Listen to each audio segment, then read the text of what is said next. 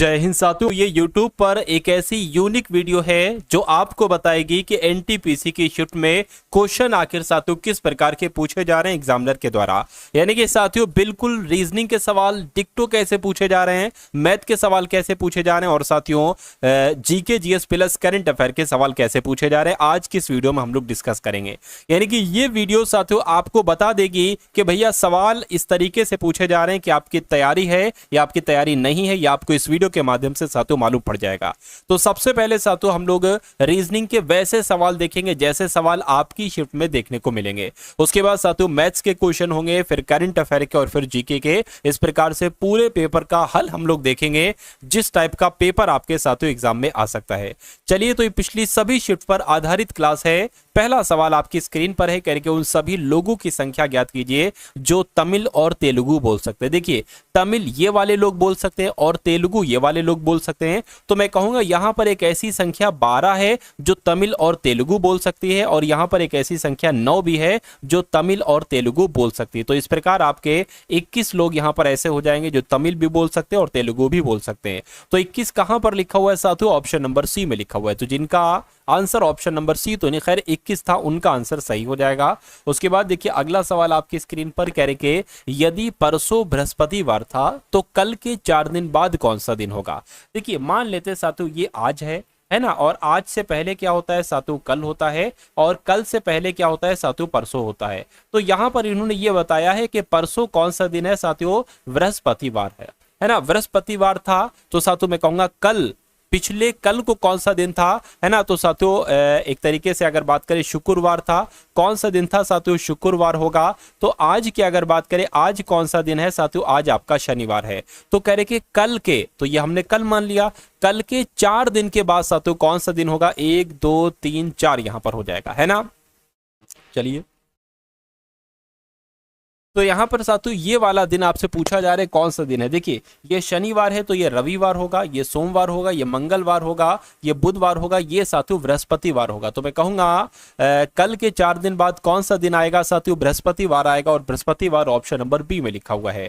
उसके बाद देखिए साथियों अगला सवाल आपकी स्क्रीन पर है, कह रहे कि एक खेल प्रतियोगिता में एक खिलाड़ी का स्थान ऊपर से 8वां है। अच्छा, ऊपर से काउंट करते हैं तो साथियों 8वां आता है, और नीचे से अगर काउंट करते हैं तो साथियों 84वां आता है। कक्षा में कुल प्रतियोगिता की संख्या कितनी है? तो कुल मिला के अगर बात करें, दोनों को जोड़ दीजिए, 8 + 84 और इसमें से 1 घटा दीजिए, कितने हो जाएंगे साथियों? एक तरीके से अगर बात करते हैं तो ये 83 और 8 साथियों कितने हो जाएंगे?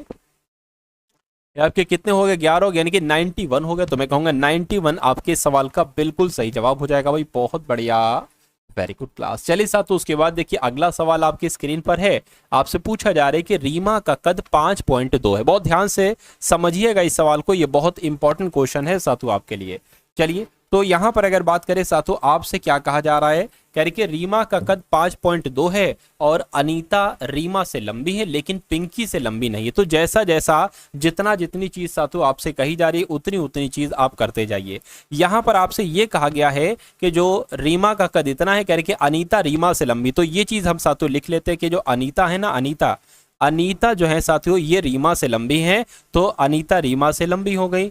जिसकी तरफ 2 मुंह होंगे वो बड़ा होगा। तो अनीता रीमा से लंबी है लेकिन पिंकी से लंबी नहीं है। अनीता जो है ना ये पिंकी से लंबी नहीं है, यानी कि पिंकी ज्यादा लंबी है। चलिए, कोई दिक्कत नहीं। उसके बाद कह रहे हैं कि पिंकी अपनी मौसेरी बहन रानी से छोटी है। पिंकी जो है ना किससे छोटी है साथियों? रानी से छोटी है। पिंकी रानी से छोटी है। उसके बाद कह रहे हैं लेकिन रीमा से छोटी नहीं, यानी कि पिंकी जो है ना, पिंकी ये रानी से तो छोटी है ना, रानी से तो छोटी है लेकिन रीमा से छोटी नहीं है। रीमा से छोटी नहीं है, रीमा से बड़ी है। ठीक है, कोई दिक्कत नहीं है।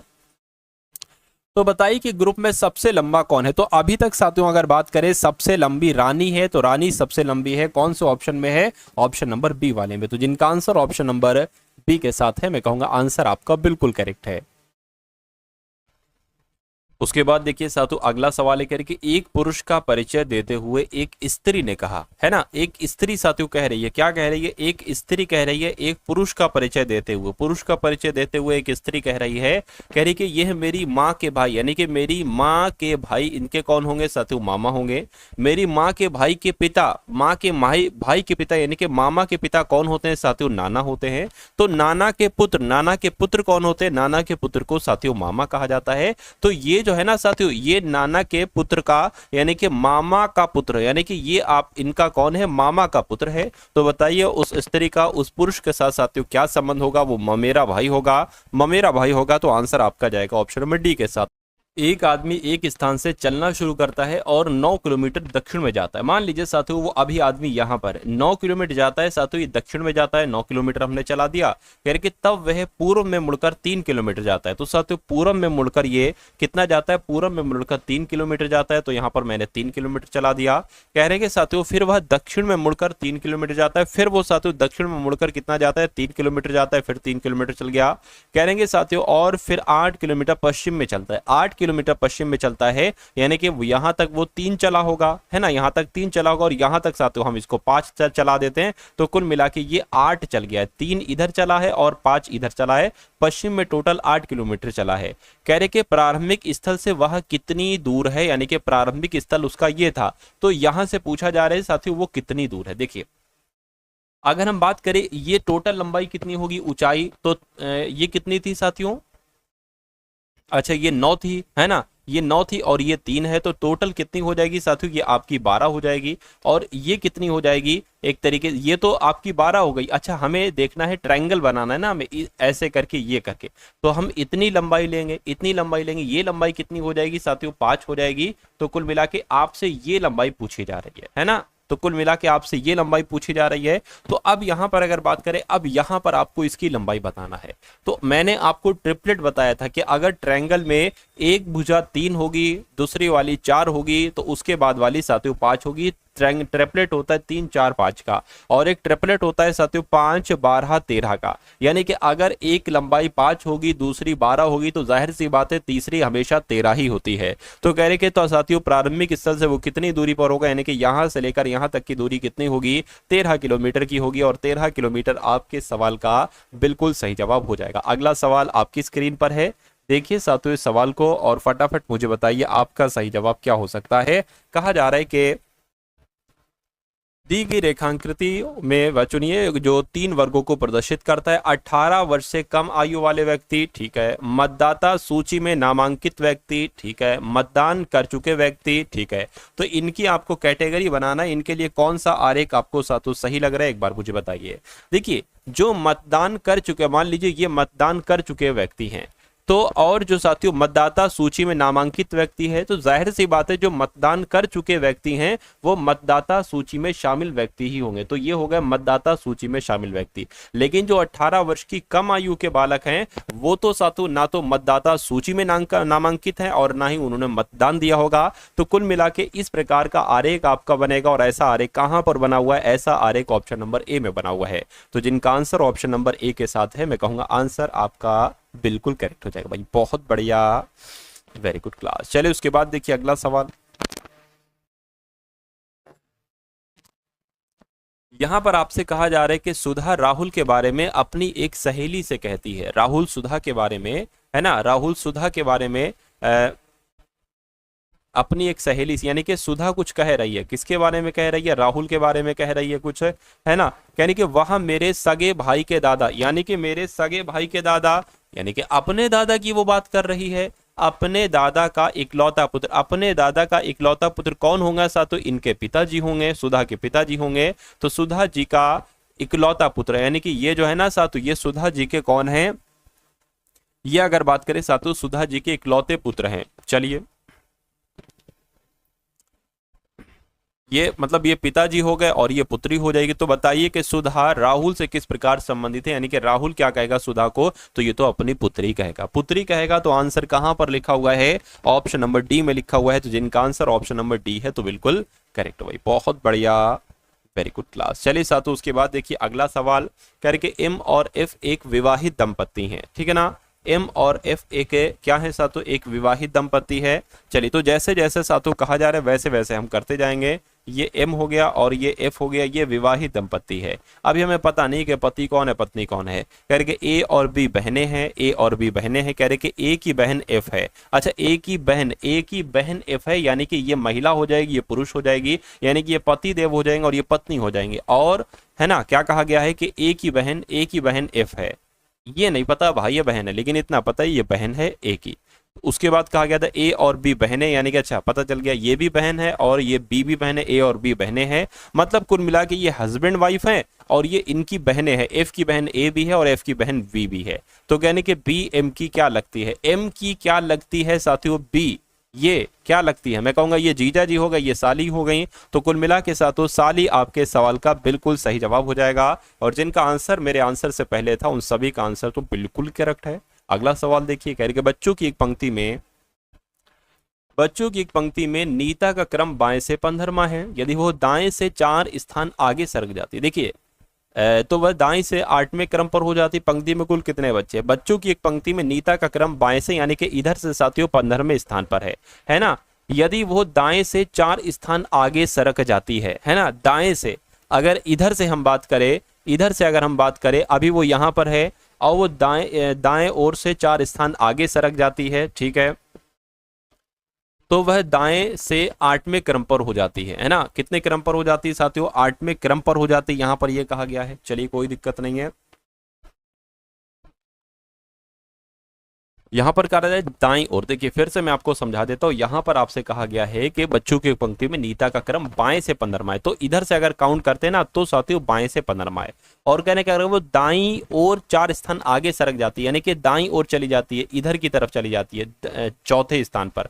4 स्थान जब इसमें आगे बढ़ जाएगी तो जाहिर सी बात है अब वो 19वें स्थान पर आ जाएगी। दाईं ओर 4 स्थान आगे बढ़ गई ना, तो कहने की तो वह दाईं ओर से, यानी कि अगर इधर से काउंट करते हैं तो वो 19वें स्थान पर है, लेकिन वो दाएं सिरे से जो है ना वो कौन से स्थान पर है, वो 8वें स्थान पर है। तो पंक्ति में कुल कितने बच्चे हैं, तो अगर एक व्यक्ति बाएं ओर से 19वें स्थान पर है और दाएं ओर से 8वें स्थान पर है तो पंक्ति में कुल कितने लोग हैं। तो इन नंबर्स को आप जोड़ते हो और उसमें से एक घटा देते हो, यही तो रूल है ना साथियों। तो कितना आ जाएगा, 19 और 8 कितना हो जाएगा, 27 हो जाएगा। 27 में से एक जाएगा 26 हो जाएगा, यानी कि पंक्ति में कुल कितने लोग हैं, 26 लोग हैं। आंसर आपका ऑप्शन नंबर बी हो जाएगा। उसके बाद देखिए अगला सवाल आपकी स्क्रीन पर है, इस सवाल को देखिए साथियों और मुझे बताइए आपका सही जवाब यहां पर क्या हो सकता है।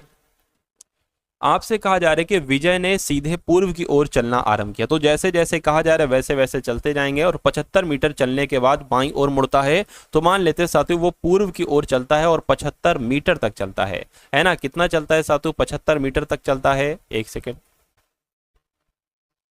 पूरब की ओर चलता है साथियों और 75 मीटर तक चलता है। उसके बाद कह रहे हैं कि फिर वो बाईं ओर मुड़कर सीधे 25 मीटर चलता है। तो बाईं ओर मुड़ा साथियों 25 मीटर चल गया और उसके बाद कह रहे हैं कि उसने फिर बाईं ओर मुड़कर 40 चलता है। अच्छा बाईं ओर मुड़कर 40 चलाएंगे तो बाईं ओर मुड़कर मान लीजिए ये 40 यहाँ पर अब वो आ गया है। कह रहे कि वह फिर बाईं ओर मुड़ता है और 25 चलता है। बाईं ओर मुड़ेगा 25 चलेगा, यहाँ पर ही तो आ जाएगा क्योंकि ये 25 है तो ये भी 25 होगी। वह अपने प्रारंभिक बिंदु से किस स्थान पर, यानी कि ये दूरी आपको बताना है। देखिए टोटल दूरी 75 मीटर है, ये दूरी 40 मीटर है, तो ये दूरी कितनी होगी साथियों, 75 में से 40 अगर आप घटाओगे तो कितना आ जाएगा, 5 आ जाएगा, है ना। और साथियों 3 आ जाएगा, यानी कि 35 मीटर की तो ये दूरी होगी। तो 35 मीटर की दूरी होगी। आंसर आपका ऑप्शन नंबर क्या हो जाएगा साथियों, ऑप्शन नंबर डी हो जाएगा। तो अब साथियों यहाँ से आपके सामने मैथ के क्वेश्चन शुरू हो चुके हैं। इन सभी मैथ के सवालों को साथियों आप लोग देखिए क्योंकि ये सभी के सभी एनटीपीसी एग्जाम के लिए बहुत ही इंपॉर्टेंट क्वेश्चन है। चलिए तो पहला सवाल मैथ का है, आपसे कह रहे कि राम है, श्याम है, मोहन है, इन्होंने क्रमशः 35,000, 98,000, 91,000 लगाकर एक व्यापार आरंभ किया। यानी कि राम 35,000 रुपए लगाता है। कितने रुपए साथियों, राम की अगर बात करें तो ये 35,000 रुपए लगाता है। और उसके बाद कौन है, उसके बाद श्याम की अगर बात करें तो ये 98,000 रुपए लगाता है व्यापार में।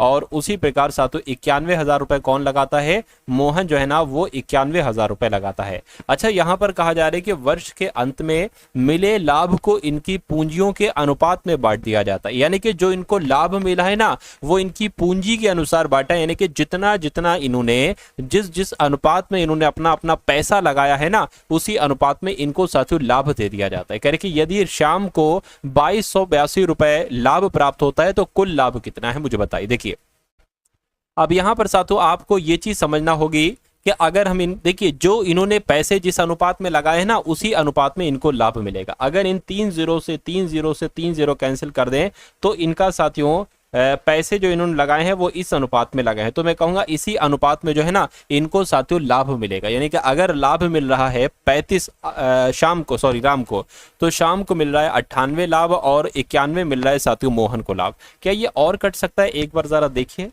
7 से मेरे ख्याल से कट जाएगा साथियों, ये 7 पंजे 35 हो गया, 7 एकम 7, 7 चौक 28 हो गया, 7 एकम 7, 7 21 हो गया। तो ये साथियों लाभ का अनुपात, देखिए ये इनके पैसे लगाने का अनुपात है, वैसे इसको हम लाभ का अनुपात भी कह सकते हैं। अच्छा यहां पर कहा जा रहा था यदि इनकी पूंजी के अनुपात में बांट दिया गया है, यदि शाम का भाग 2282 है। शाम कहाँ है, शाम साथियों ये है, यानी कि शाम का भाग तो साथियों 14x है, कितना है 14x है, लेकिन यहां पर बताया गया है 2282 है। तो कुल मिला के x की वैल्यू कितनी निकल जाएगी साथियों, 2282/14 निकल जाएगी। इसको देखिए कट करिए, 7 से कट होता है साथियों, 7 एकम 7 21 हो जाएगा, है ना, बिल्कुल हो जाएगा। 7 दूना 14 हो गया और 7 आपका 21 हो जाएगा, 7 दूना 14 हो जाएगा, 7 में 35, 7 छंग 42 और कट करेंगे तो 2 एकम 2, 2 छंग 12, 2 3 6, यानी कि x का मान साथियों कितना निकलता है, 163 निकलता है ना। चलिए तो इतनी काम साथियों हो गया, इतना काम हो गया। अब देखिए अब कुल लाभ की अगर बात करें तो इनको इन सबको जोड़ दीजिए, आपको कुल लाभ पता चल जाएगा, है ना। तो यहां पर साथियों आपके सामने x बराबर क्या आ गया, 163 है। अब देखिए लाभ टोटल क्या होगा, इन सबको आपको जोड़ना पड़ेगा। तो 13 14 27 हो जाएगा, 27 और 5 कितना हो जाएगा, 27 और 5 आपका 32 हो जाएगा, यानी कि x बराबर 163 है। तो 32x का मान साथियों आपको यहां पर निकालना पड़ेगा। तो 163 की गुणा साथियों आपको क्या है ना, 163 की गुणा आपको किससे करा देना होगी, 32 से साथियों करा देना होगी। तो 3 तिया 9, 3 दूना 6 हो जाएगा और 6 दूना 12 हो जाएगा, 2 एकम दे और 1 3 हो जाएगा, उसके बाद 3 तिया 9 हो जाएगा, 6 तिया 18 हो जाएगा, है ना, 3 एकम 3 और 1 4 हो जाएगा। तो 6 आ गया, 11 आ गया और साथियों यहाँ पर 12 आ जाएगा और 5 5216 आ रहा है। क्या 5216 ऑप्शन में है, बिल्कुल साथियों ऑप्शन नंबर बी वाले में। तो जिनका आंसर यहाँ पर ऑप्शन नंबर बी के साथ है तो बिल्कुल करेक्ट हो जाएगा। उसके बाद देखिए अगला सवाल आपकी स्क्रीन पर है, कह रहे कि 4 क्रमागत सम संख्याओं का औसत 15 है, तदनुसार उसमें दूसरे नंबर की सबसे बड़ी संख्या साथियों यहाँ पर क्या होगी। तो यहाँ पर साथियों 4 क्रमागत सम संख्याओं की औसत की यहाँ पर बात चल रही है। तो मैं कहूंगा 4 क्रमागत सम संख्या, पहली संख्या ये मान लीजिए, प्लस लगा लीजिए, दूसरी संख्या साथियों ये मान लीजिए और तीसरी संख्या साथियों ये मान लीजिए और चौथी संख्या आप x + 6 मान लीजिए। तो ये 4 संख्या होंगी, यानी कि इनका औसत, तो इनका औसत निकालने के लिए 4 है ना, तो साथियों ये और इनका औसत क्या है 15 है। तो अगर इनके योग की बात करूं इन सभी संख्याओं के, तो 15 × 4 हो जाएगा, यानी कि इनके योग की अगर बात करें 15 चौक साथियों कितना हो जाएगा, 60 हो जाएगा। तो यहाँ पर मैंने ये 60 लिख दिया। अब देखिए 1x 2x 3x 4x, 4x और प्लस 2 4 6 6 12, 12 बराबर साथियों 60 हो गया, यानी कि 4x बराबर 12, इसमें से घटेगा 48 आ जाएगा, x बराबर कितना आ जाएगा 12 आ जाएगा।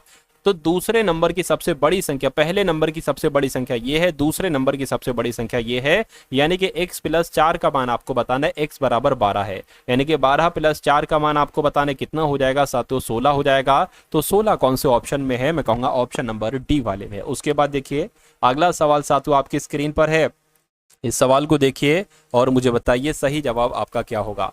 यानी कि एक पिता और उसकी पुत्री की आयु का योगफल 48 है ना। क्या साथियों पिता और पुत्री की यहाँ पर बात चल रही है। मान लीजिए पिता x है और पुत्री y है, तो इनका योगफल कितना है साथियों 48 है।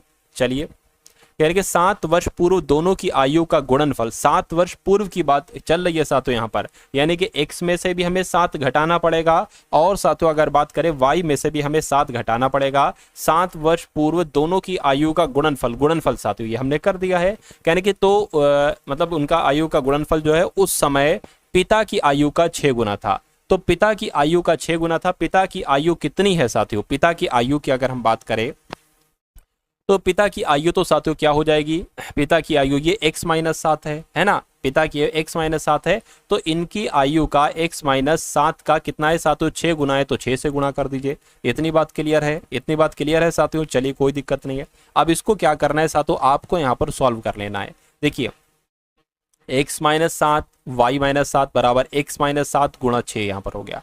अब अगर बात करें, देखिए इससे आपका ये कैंसिल भी तो हो जाएगा, x-7 ये कैंसिल हो गया। अब बचा क्या साथियों? यहाँ पर अगर बात करें y-7 बराबर क्या बचा साथियों? 6 बचा, है ना। अब साथियों ये y अगर बात करें, ये अगर उठकर उधर चला जाए तो ये y बराबर कितना हो जाएगा? 13 वर्ष हो जाएगा, है ना, 13 वर्ष हो जाएगा। तो उस समय पुत्री की आयु कितनी है? तो उस समय पुत्री की आयु साथियों यहाँ पर कितनी निकल कर आई है? मैं कहूंगा 13 वर्ष निकल कर आई है, लेकिन यहाँ पर 13 वर्ष तो है नहीं।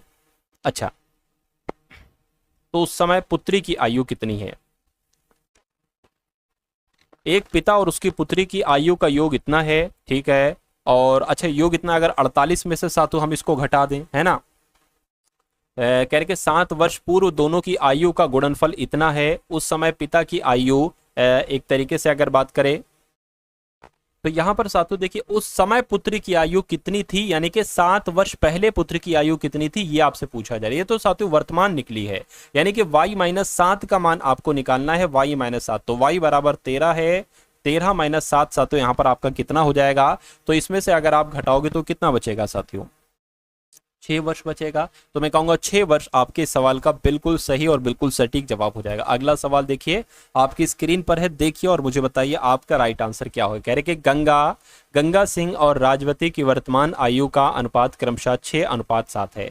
यानी कि अगर गंगा की आयु 6 वर्ष है तो राजवती की आयु 7 वर्ष होगी, है ना। तो साथ तो इसको हम 6x और 7x मान ले, कोई दिक्कत नहीं। कह रहे कि 8 वर्ष बाद उनकी आयु का अनुपात 8:9 हो जाएगा।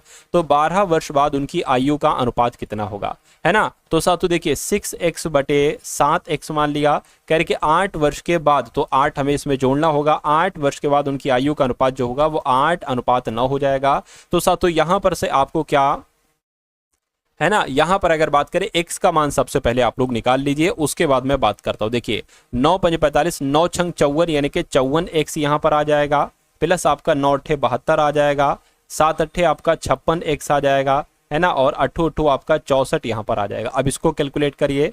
देखिए 56 ये है, 54 ये है, इधर आएगा 54, तो मैं कहूंगा 2x बचेगा, और ये 72 है, इधर सातु 64 आएगा, इसमें से घट जाएगा। तो कुल मिला के सातु 2x बराबर आपका कितने निकलेगा? 12 में से 4 जाएगा 8 निकलेगा, 6 में से 6 जाएगा कुछ नहीं निकलेगा, तो x बराबर आपका सातु 4 आ जाएगा, है ना। तो x बराबर 4 आ गया, तो सातु इसका मान आप लोग निकाल लीजिए। 6x और 7x कितना हो जाएगा? 6x और 7x आपका कितना हो जाएगा? 4 छंग आपका 24 हो गया, और 7 चौक आपका 28 हो गया। कह रहे कि 12 वर्ष के बाद, 12 वर्ष के बाद, तो मैं कहूंगा 12 वर्ष के बाद उनकी आयु का अनुपात पूछ रहे हैं, इसमें 12 जोड़िए 36 आ जाएगा, इसमें 12 जोड़ेंगे 40 आ जाएगा। तो मैं कहूंगा इनका अनुपात 9:10 निकलेगा, और 9:10 कौन से ऑप्शन में? ऑप्शन नंबर सी वाले में है। अब साथियों इस सवाल को देखिए, कह रहे कि एक वर्ग तथा आयत का परिमाप बराबर है। परिमाप की अगर बात करें, देखिए वर्ग का परिमाप क्या होता है? वर्ग मान लीजिए ये है ना, तो इसकी साथियों यहां से लेकर यहां तक की कितनी लंबाई है कुल मिला के, ये आपसे पूछा जा रहा है। और आयत की अगर बात करें, आयत साथियों मान लीजिए ये है, आयत का परिमाप क्या होगा? यहां से लेकर यहां तक की कुल लंबाई उसकी कितनी है? मान लीजिए इसकी लंबाई साथियों a है, तो फिर इसकी भी लंबाई a होगी, है ना, इसकी भी लंबाई a होगी, और इसकी भी लंबाई a होगी। तो वर्ग का परिमाप क्या हो जाएगा साथियों? 4a हो जाएगा। अच्छा, इसकी लंबाई मान लीजिए a है, तो इसकी भी लंबाई a होगी, इसकी लंबाई b है, तो इसकी भी लंबाई b होगी। तो इसका परिमाप साथियों क्या हो जाएगा? ठीक है ना, 2 × a + b, ये इसका परिमाप हो जाए। कह रहे कि ये दोनों चीजें जो है ना, ये साथियों दोनों चीजें बराबर हैं। चलिए कोई दिक्कत नहीं, ये दोनों चीजें बराबर यहाँ पर बताई गई हैं, हम मान लेते हैं। अच्छा, उसके बाद कह रहे हैं कि यदि आयत की लंबाई 48 सेंटीमीटर है, यानी कि इसकी लंबाई a बराबर 48 सेंटीमीटर है, तथा आयत की चौड़ाई, यानी कि जो चौड़ाई है ना, इसकी लंबाई का 1/3 है। तो अगर साथियों लंबाई 48 है, तो इस 48 का 1/3 कितना हो जाएगा? मैं कहूंगा 12 हो जाए, कितना हो जाएगा? 16 हो जाएगा, 16। तो चौड़ाई साथियों कितनी हो जाएगी? 16 हो जाएगी, 16 × 3 = 48 होते हैं। तो यानी कि अब हम सातों निकाल सकते हैं, है ना। हमें इसका ए भी पता है, इसका बी भी पता है। तो टॉयज ऑफ ए कितना है 48 प्लस साथियों बी कितना है 16, यानी कि टॉयज ऑफ इन दोनों को अगर जोड़ोगे तो कितना आ जाएगा, एक तरीके से साथियों 64 आ जाएगा। तो अगर हम इसकी परिमाप की बात करते हैं, आयत की परिमाप की बात करते हैं तो 128 आ जाएगा, है ना, 128 आ जाएगा, कोई दिक्कत नहीं है। तो इतनी बात आपको साथियों मालूम पड़ गई। तो अब यहां पर कहा जा रहा है कि जो इसका परिमाप है वही इसका परिमाप है, यानी कि अगर इसको फिर हम क्या साथियों 4a भी लिख सकते हैं, क्योंकि वर्ग का परिमाप 4a होता है। तो a बराबर साथियों कितना हो जाएगा, 4 से कट करेंगे, 4 तियां 12, 4 दूना 8, तो a बराबर साथियों 32 हो जाएगा। तो यहां पर आपसे ये पूछा गया है कि वर्ग का, है ना, क्या पूछा गया है साथियों, वर्ग का क्षेत्रफल क्या होता है। अगर वर्ग की भुजा हम a मानते हैं तो वर्ग का क्षेत्रफल a स्क्वायर हो जाएगा। तो a बराबर तो साथियों 32 है, तो मैं कहूंगा 32 गुणा 32 आपका यहां पर आंसर आ जाएगा। चलिए तो इसको कैलकुलेट करिए साथियों, कितना आपका हो जाएगा, 3 दूना 6, 3 तियां 9, यानी कि 4 आ गया, 12 आ गया, 1024 आ गया। और 1024 कहां पर लिखा हुआ है, मैं कहूंगा ऑप्शन नंबर ए में लिखा हुआ। भाई बहुत बढ़िया, वेरी गुड क्लास, है ना। चलिए अब उसके बाद देखते हैं साथियों, अगला सवाल आपकी स्क्रीन पर है। अब इस सवाल को देखिए, तो अब आपके सामने साथियों कौन से क्वेश्चन शुरू हो चुके हैं, आपके सामने साथियों अब यहाँ पर करंट अफेयर के क्वेश्चन शुरू हो चुके हैं। आप इन करंट अफेयर के सवालों को देख लीजिए साथियों, और जीके जीएस के सवालों को देख लीजिए, बहुत इंपॉर्टेंट क्वेश्चन है सारे के सारे। कह रहे कि कौन सा राज्य अपनी विधानसभा में सांकेतिक भाषा शुरू करेगा, तो मैं कहूंगा पंजाब राज्य अभी हाल फिलहाल में साथियों अपनी विधानसभा में सांकेतिक भाषा शुरू करेगा। उसके बाद देखिए कह रहे कि हाल ही में कौन फीफा विश्व कप 2026 के लिए क्वालिफाई करने वाला पहला गैर मेजबान देश बना है, तो किसकी बात चल रही है साथियों, जापान की बात चल रही है। आंसर आपको ऑप्शन नंबर डी हो जाएगा।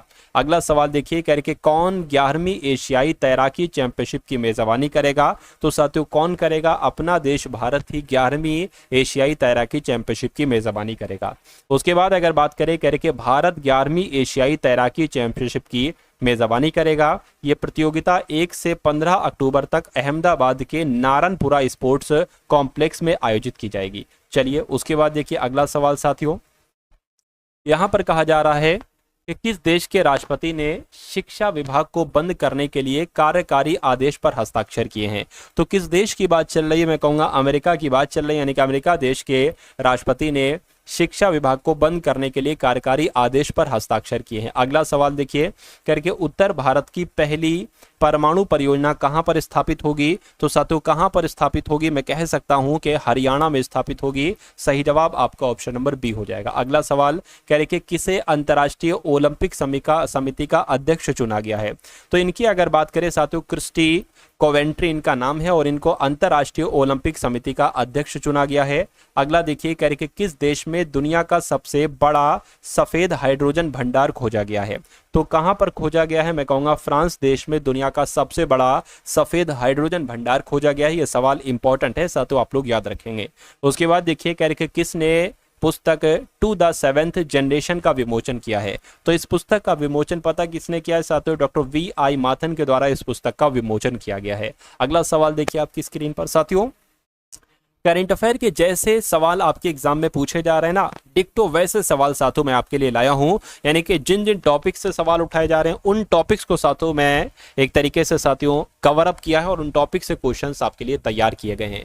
तो इन सभी करंट अफेयर के सवालों को देखिएगा, और इसके बाद जो जीके के सवाल आएंगे उनको भी देखिएगा, है ना। और साथियों मैंने करंट अफेयर में देखिए करंट अफेयर के क्वेश्चन बहुत ज्यादा आ रहे हैं, ऐसा सुनने में आया है ना, तकरीबन 12 से 15 सवाल तक आ रहे हैं किसी किसी शिफ्ट में। तो मैंने आपके करंट अफेयर की पीडीएफ के लिए 1000 क्वेश्चन की साथियों पीडीएफ तैयार करवाई है, सेम ऐसे ही जैसे मान लीजिए क्वेश्चन है ना, जस्ट इसके नीचे ही इसका राइट आंसर लिखा होगा। ऐसे अगर 1000 क्वेश्चन आप तैयार करते हैं, आप अगर फटाफट इनको पढ़ते ना साथियों 4 से 5 घंटे में आप इनका रिवीजन कर डालोगे, आप इनको सरसरी निगाहों से एक बार देख लोगे। तो अगर 4 से 5 घंटे में साथियों आप इस पीडीएफ को देख लेते हो, करंट अफेयर वाली पीडीएफ को दे लेते हो, तो मैं कहूंगा जो आपके 12 सवाल आएंगे उसमें से साथियों तकरीबन 7 से 8 सवाल आपको इसी पीडीएफ से देखने को मिलेंगे।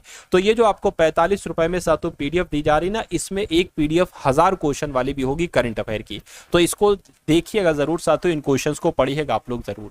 चलिए इस सवाल की बात करें, कह रहे कि किस राज्य सरकार ने प्रति व्यक्ति 50 रुपए का पर्यटक शुल्क लगाया है। तो किसने लगाया है साथियों? मैं कहूंगा सिक्किम ने लगाया है। सिक्किम आपके सवाल का बिल्कुल सही जवाब हो जाएगा। उसके बाद देखिए कह रहे कि किस देश के प्रतिनिधि मंडल ने स्मार्ट सिटीज इंडिया एक्सपो 2025 में भाग लिया है? तो मैं कहूंगा किसने भाग लिया है? रूस ने भाग लिया है। रूस आपके सवाल का बिल्कुल सही जवाब है। अगला सवाल है कह रहे कि उत्तर प्रदेश में दिव्यांगों के लिए विशेष स्मार्ट स्कूल की शुरुआत कहां पर हुई है?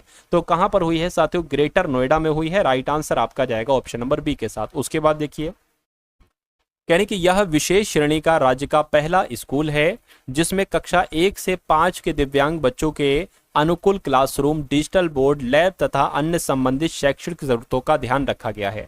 उसके बाद देखिए कह रहे कि 3 दिवसीय फिट इंडिया उत्सव कहां पर संपन्न हुआ है? मुंबई, बेंगलुरु, कोलकाता, है ना, या नई दिल्ली? मैं कहूंगा नई दिल्ली में हुआ है साथियों 3 दिन का फिट इंडिया उत्सव।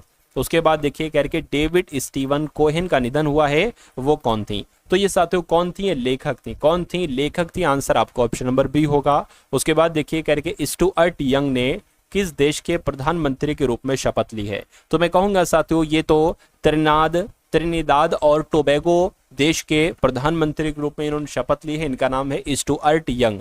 उसके बाद देखिए कह रहे कि किस राज्य की पुलिस ने छेड़छाड़ से निपटने के लिए शिष्टाचार दस्ता शुरू किया है? तो शिष्टाचार दस्ता की अगर हम बात करते हैं तो ये दिल्ली सरकार के द्वारा शुरू किया गया है। आंसर आपका ऑप्शन नंबर ए होगा। करके किस राज्य में एक सींग वाले गैंडे की संख्या बढ़ाकर 392 कर दी गई है? तो यहां पर अगर बात करें पश्चिम बंगाल आपके सवाल का बिल्कुल सही जवाब हो जाएगा। उसके बाद देखिए अगला सवाल करके भारत और किस देश ने स्थानीय मुद्रा में व्यापार करने की सहमति व्यक्त की है? तो यहां पर अगर बात करें साथियों मालदीव आपके सवाल का बिल्कुल सही जवाब हो जाएगा। भारत और मालदीव देश ने स्थानीय मुद्रा में व्यापार करने की सहमति व्यक्त की है। उसके बाद देखिए करके जारी मुक्त भाषण सूचकांक में कौन शीर्ष पर रहा है? तो साथियों कौन शीर्ष पर रहा है? मैं कहूंगा नॉर्वे शीर्ष पर रहा है। नॉर्वे आपके सवाल का बिल्कुल सही जवाब हो जाएगा। अगला सवाल देखिए कहा जा रहा है कि यूआईडीएआई ने आधार सेवाओं को बेहतर बनाने के लिए किसके साथ समझौता किया है? तो सर्वम एआई के साथ समझौता किया है। किसके साथ साथियों? सर्वम एआई के साथ समझौता किया है। यानी कि भारत का पहला पीपीपी आधारित हरित अपशिष्ट प्रसंस्करण ये संयंत्र ये कहां पर शुरू किया गया है? तो ये साथियों इंदौर में शुरू किया गया। कहां पर? ये इंदौर में शुरू किया गया है। अगला देखिए करके किस राज्य की पुलिस ने छेड़छाड़ से निपटने के लिए, ये तो कर चुके हैं ना हम लोग, दिल्ली, इसका मैंने आपको जवाब बताया था। उसके बाद देखिए अगला सवाल कह रहे कि 1930 में, तो अब साथियों जीके के सवाल शुरू हो चुके हैं, समझ जाइए, सवाल को देखकर ही बता दिया। जीके का सवाल है 1930 में महात्मा गांधी जी के द्वारा, क्योंकि करंट अफेयर में इनका जिक्र थोड़ी ना आ सकता, हाँ अगर आ सकता है इनका स्मारक वगैरह मूर्ति वगैरह बने तो आ सकता है, लेकिन उसके बाद तो सविनय अवज्ञा लिखा था। खैर कोई बात नहीं। कह रही 1930 में महात्मा गांधी जी के द्वारा सविनय अवज्ञा आंदोलन शुरू करने का कारण क्या था? तो ये क्यों शुरू किया गया था? ब्रिटिश शासन की बुराइयों को दूर करने के लिए, 11 सूत्री नहीं, नमक कानून तोड़ने के लिए दांडी मार्च। बिल्कुल साथियों ये आपके सवाल का बिल्कुल सही जवाब हो जाएगा। अगला देखिए करके साइमन कमीशन का विरोध करते हुए पुलिस हमले के कारण किस राष्ट्रवादी नेता की मृत्यु हो गई थी? तो किसकी मृत्यु हो गई थी? लाला लाजपत राय की मृत्यु हो गई थी। आंसर आपका सी हो जाएगा।